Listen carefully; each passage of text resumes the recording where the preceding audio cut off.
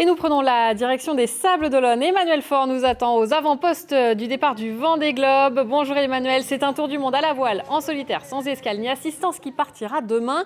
Est-ce qu'on sent une sorte de frémissement dans l'air autour de vous ? Bonjour Cathy Collin, bonjour à toutes et à tous. Frémissement, oui on le sent, mais il est plus du côté des journalistes. Nous sommes plus entre nous. Les skippers eux, sont confinés, certains au Sables-d'Olonne, certains encore en Bretagne. Ils vont arriver dans la journée pour les derniers d'entre eux. Et puis il y a le public, mais le public on ne le voit pas beaucoup parce que confinement oblige. Eh bien les gens restent chez eux, ils sortent l'espace d'une heure pour aller promener le chien ou éventuellement prendre un petit peu l'air et puis voilà, humer l'air des vagues que vous montre Sébastien Gallaudet avec nos équipes de France Télévisions.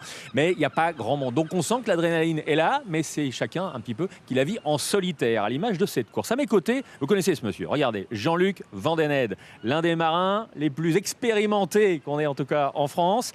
30 ans, il y a 30 ans, Jean-Luc Vandenesse, vous participiez au tout premier Vendée Globe, vous avez participé également au deuxième, à chaque fois un podium, on va y revenir en quelques instants, mais simplement on est à J-1, un peu plus de 25 heures du grand départ. Est-ce qu'il y a une excitation particulière pour vous qui allez rester à quai ?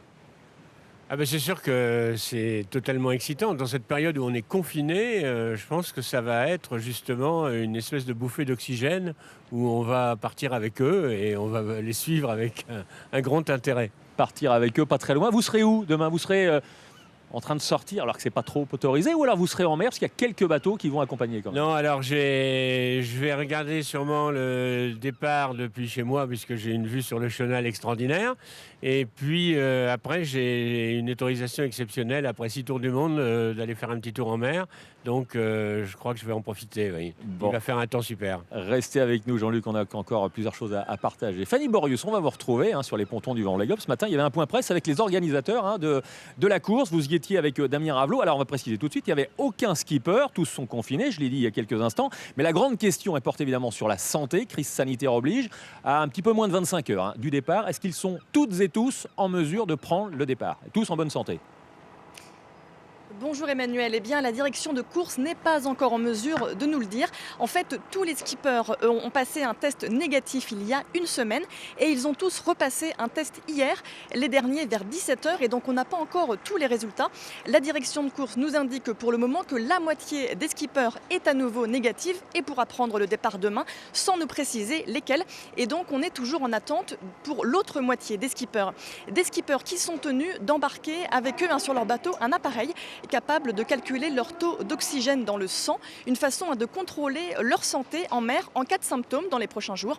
Le départ, lui, est bien prévu à 13h02 demain dans des conditions météo bonnes, avec un vent de sud-est de 12 à 14 nœuds et la première dépression est attendue en deuxième partie de nuit, au moment où les skippers arriveront dans le golfe de Gascogne. Enfin, je vous le rappelle, Emmanuel, en cas d'avarie ou de test positif au Covid, les skippers ont jusqu'à 10 jours pour repartir en mer. Mais évidemment, merci beaucoup Fanny Borius. Toutes et tous espèrent prendre le départ demain 13h02, évidemment sur France 3 Pays de la Loire. Soyez au rendez-vous. Nous en tout cas, on y sera. Jean-Luc Vandenesse, je disais donc les 2 premiers Vendée Globe à votre actif.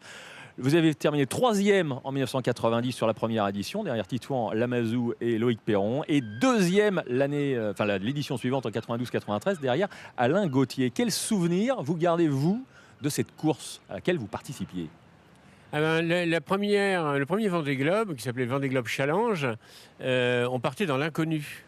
Un seul marin, quand on est parti, avait fait un tour du monde sans s'arrêter, sans escale, c'était Robington Johnson. En 68 On repartait 20 ans après. On était très prudents. On se demandait, beaucoup de gens pensaient qu'on n'allait pas y arriver, beaucoup de gens pensaient qu'il y aurait beaucoup d'abandon. De fait, la moitié de la flotte n'a pas terminé. Et donc, on avait cette anxiété de l'aventure, d'une première édition et d'une découverte. Là, il y a un confinement, évidemment c'est particulier, on l'a vu avec Fanny Borius il y a quelques instants. Les 24 dernières heures, est-ce que les marins en temps ordinaire ont besoin du contact avec le public, des encouragements, des photos, des signatures, des sourires ? Ou alors au contraire, puisque cette année c'est le confinement, ça leur permet d'être tout de suite dans une bulle et de penser qu'à la course ? Ah non, alors, moi, en ce qui me concerne, dans mon cas, j'aurais pas aimé du tout être dans une bulle confinée, etc. Parce que moi, j'aimais bien être sur le bateau. D'ailleurs, au premier Vendée Globe, j'ai passé la nuit qui précédait le départ sur mon bateau. J'ai dormi sur mon bateau la nuit. Et je me suis réveillé au petit matin, il faisait un froid énorme, le ponton était gelé. Et donc, ça venait casser un peu cette anxiété qu'on a quand on va dans une aventure. Et alors aujourd'hui, passer une semaine en dehors de son bateau, en dehors des pontons, et arriver demain matin alors qu'on n'a pas vu le bateau depuis une semaine et se dire on s'en va, enfin, ça ne doit pas être facile. Hein. Moi, j'aimerais pas être à leur place à ce niveau-là. Eh ben, vous n'y serez pas, je vous rassure.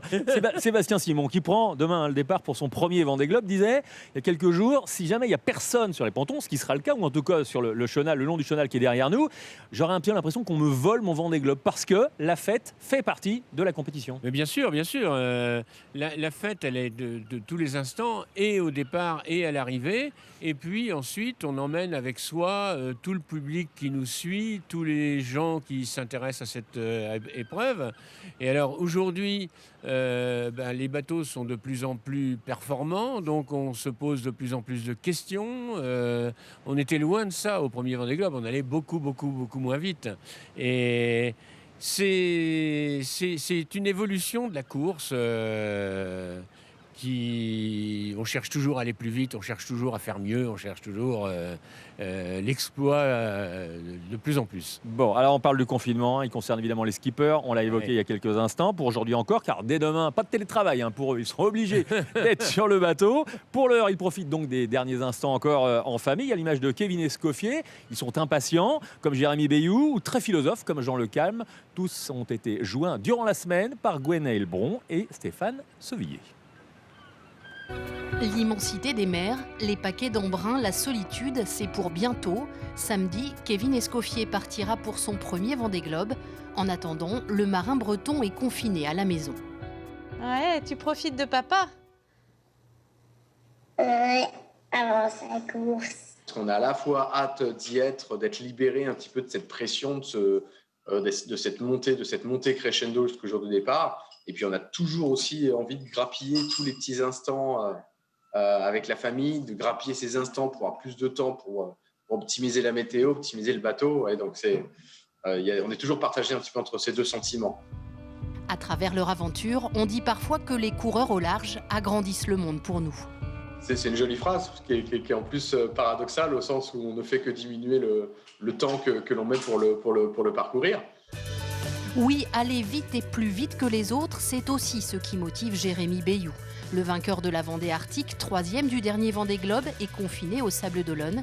Il a hâte d'entrer dans le vif du sujet et d'offrir du spectacle. Moi, je suis comme vous. C'est certaines fois, quand on allume la télé ou la radio et qu'on voit les nouvelles, on se dit on aimerait bien être sur une autre planète. La solution, effectivement, ça peut aussi être de partir en mer, en course.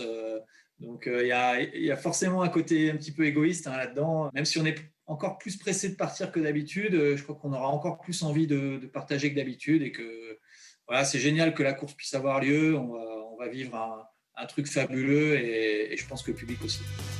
Loin d'être rassasié d'aventure, Jean Le Calme, le marin de Port-la-Forêt, va prendre le départ de ce tour du monde pour la 5e fois, avec l'expérience dans ses bagages. C'est sûr qu'en 2004, c'était le premier, donc tu as tendance à... Je me rappelle, tu prends plein de choses de secours, etc. C'est comme quand tu pars en vacances à un endroit où tu pars à la neige pour des vacances. Tu prends plein de choses la première fois, et puis la 3e ou 4e fois, tes valises, elles sont diminuées de moitié parce que tu sais où tu vas. Et puis après, comment je l'aborde je l'aborde, on passe la ligne de départ, et puis après, on verra bien parce qu'on ne sait jamais ce qui va se passer après. Ils vont quitter la Terre pour quelque temps, mais ne la fuient pas. Bien ancrés dans la réalité, les marins ont l'intention de partager leur course au maximum et nous faire rêver. Nous faire rêver, nous faire rire, parce que pendant que Jean Le Calme parlait, Jean-Luc Vandened riait. On va vous montrer les images qui vont vous rappeler les souvenirs. C'était votre départ. Et j'ai une question à ce propos. Est-ce que la course, elle commence au moment du top départ ou avant? Et est-ce qu'on dévoile tout de suite son jeu, on fonce, on cache? Qu'est-ce qu'on fait par rapport aux concurrents? Alors, d'abord, la course, elle commence quand on essaye de trouver un budget pour arriver à faire un bateau neuf et récent. Et c'est là où la course commence réellement. Mais la course proprement dite, on y réfléchit pratiquement une semaine avant parce qu'on commence à recevoir des fichiers météo, on commence à se poser des questions. Et surtout, il faut suivre l'évolution des dépressions, l'évolution du temps. Et là, ça va être un peu compliqué. Il va y avoir plusieurs options. Et donc, forcément, ça empêche un peu de dormir parce qu'on se dit qu'est-ce qui va se passer si c'est comme ça, et on essaye de se faire des scénarios. Mais comme le disait Jean Le Cam, ça se passe jamais comme on a prévu. Donc, Et on vérifiera ça dès demain, 13h02. Et on rappelle, c'était votre tweet d'hier d'ailleurs. Je vous invite à aller le consulter. C'est un sport mixte, la voile, et même avec un handicap, comme c'est le cas de Damien Seguin, le Nantais, on peut y participer. Merci beaucoup, Jean-Luc Vandenette. On va regarder quand même, regardez avec nous les images des Sables d'Olonne. Hier, le Vendée Globe apporte de la joie à ceux qui l'aiment et qui l'attendent, comme les skippers, mais aussi comme vous, téléspectateurs, vous, le public seulement. En ce moment, au Sables d'Olonne, c'est plutôt grise mine, c'est pas vraiment la fête. Reportage de Fanny Borius et Damien Ravelot. Un sac de course à l'effigie du Vendée Globe dans les rues des Sables d'Olonne, rare indice de l'événement de dimanche. Les boutiques sont fermées, les rues désespérément vides, au grand désarroi des habitants. La ville aujourd'hui est très très triste. C'est un Vendée Globe très très très particulier. Je suis un peu triste pour les navigateurs parce qu'il y a cette ambiance, on les encourage. Le Vendée Globe pour les Sables, c'est quelque chose de, c'est un événement formidable. Et là, franchement, on n'a pas l'impression qu'il y a plus d'une trentaine de bateaux qui vont partir autour du monde. Ouais. Sur la plage, ils sont quelques-uns à profiter de leur heure de sortie quotidienne avant l'interdiction. Dimanche, au moment de la sortie des bateaux, tous les accès seront fermés.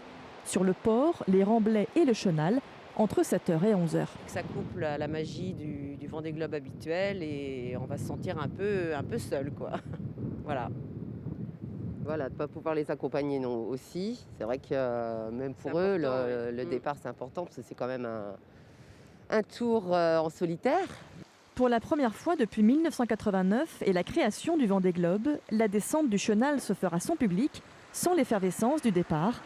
Les skippers prendront le large dimanche, les yeux déjà rivés sur la course. Jean-Luc Vandenette, pour refermer, est-ce que vous avez un favori ?